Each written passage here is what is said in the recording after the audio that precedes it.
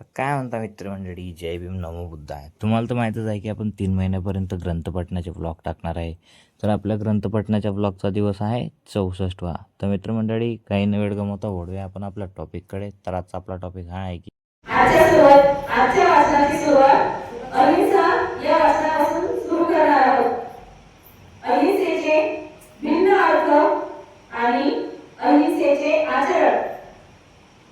अहिंसा म्हणजे जीवहिंसा न करणे हा बुद्धाच्या शिकवणुकीचा अत्यंत महत्त्वाचा भाग आहे.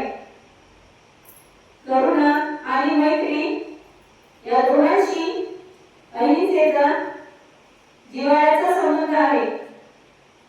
तथापि असा एक प्रश्न विचारला जातो की बुद्ध प्रणित अहिंसा ही सर्व काळे अनुलग्न असे कर्तव्य होते की ती प्रसन्न सापेक्ष होती. जे लोक तथागत भगवान बुद्धांची शिकवणूक मानतात